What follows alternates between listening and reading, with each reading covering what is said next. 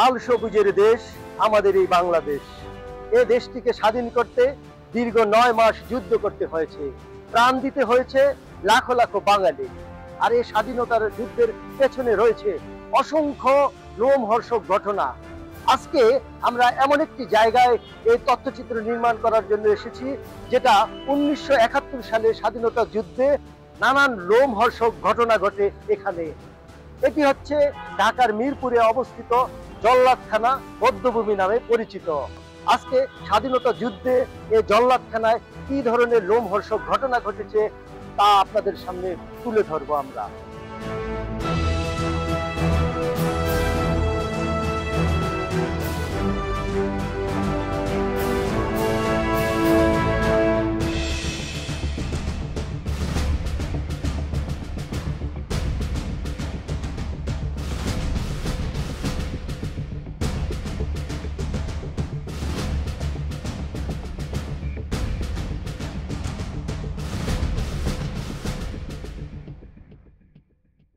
জল্লাদখানা বৌদ্ধভূমি বা pump house বৌদ্ধভূমি ঢাকার মিরপুর 10 নম্বরে অবস্থিত বাংলাদেশের অন্যতম একটি বৌদ্ধভূমি।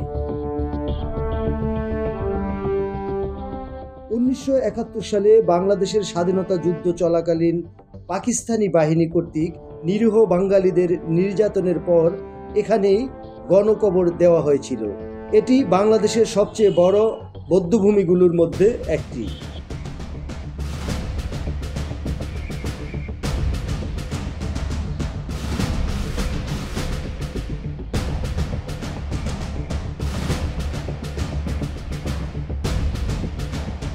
স্বাধীনতা যুদ্ধের সময় মিরপুরে বিহারি অধ্যুষিত এলাকাগুলো সাধারণত বৌদ্ধভূমিতে পরিণত হয়েছিল।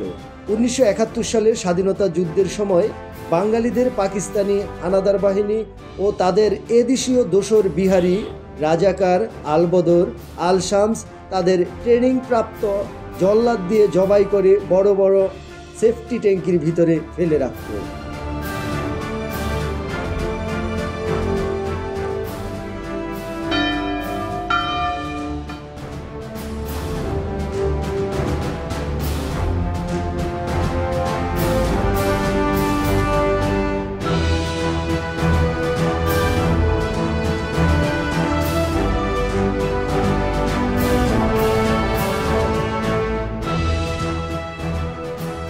এ বধ্যভূমি থেকে 70টি মাথার খুলি, 5392টি অস্থিখণ্ড, মেয়েদের শাড়ি, ফ্রক, ওড়না, অলংকার, জুতা, তসবি সহ শহীদদের ব্যবহার্য নানান জিনিসপত্র উদ্ধার করা হয়েছিল।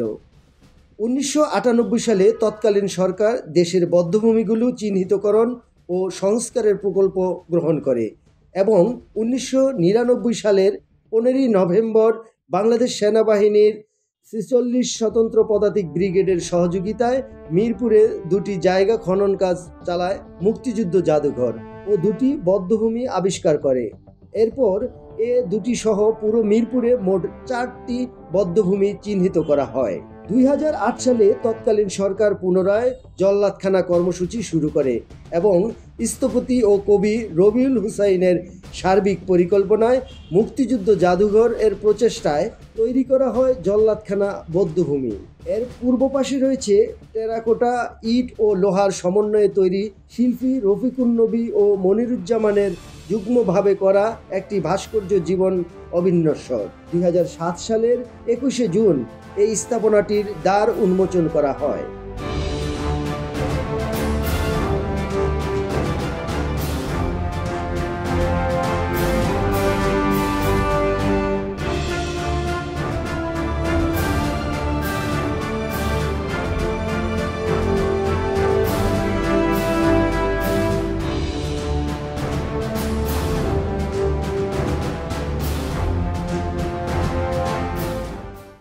দর্শক, এখন আমরা কথা বলবো এই জল্লাদখানা বৌদ্ধভূমির যিনি দায়িত্বে রয়েছেন তার সাথে। এই জল্লাদখানা বৌদ্ধভূমি সম্পর্কে যদি আমাদের একটু জানাতেন। আমি মুক্তিযুদ্ধ জাদুঘরের একজন কর্মী এবং জাদুঘরের পক্ষ থেকে এই জল্লাদখানা বধ্যভূমি আমি দেখাশোনা করি। আমি সুপারভাইজারের দায়িত্বে আছি। মুক্তিযুদ্ধ জাদুঘর এই জল্লাদখানা বধ্যভূমিটি সংরক্ষণ করেছে। 1999 সালে মুক্তিযুদ্ধ জাদুঘর এই জল্লাদখানার সন্ধান পান এবং তারপরে খনন কাজ শুরু হয় 46 পদাতিক ব্রিগেডের সহযোগিতায় বাংলাদেশ সেনাবাহিনীর 46 পদাতিক ব্রিগেডের সহযোগিতায় এই জল্লাদখানা বধ্যভূমিতে খনন কাজ পরিচালিত হয় এবং এই ঢাকা ওয়াসার একটা পরিত্যক্ত এই পাম্প হাউস থেকেই 70টা মাথার খুলি এবং 5392টি অস্থিখণ্ড এই কূপ থেকে উদ্ধার করা হয়।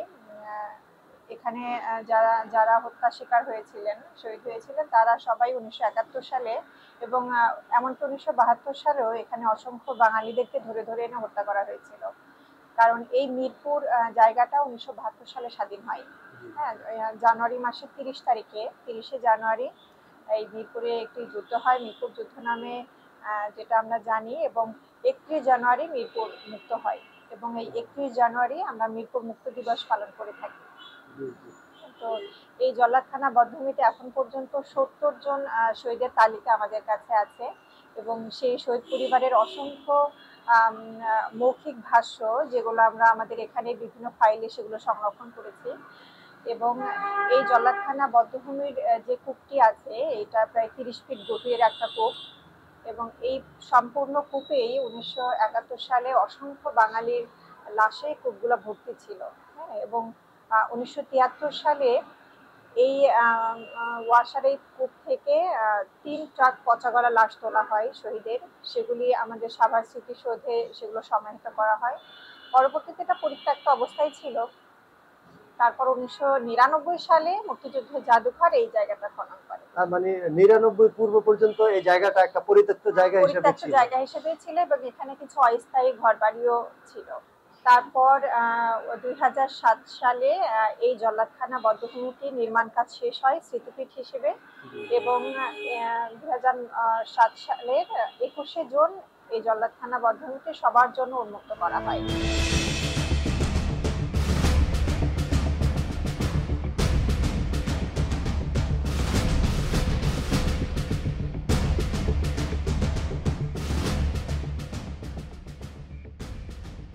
দর্শক, আজকের পর্বটি এ পর্যন্তই।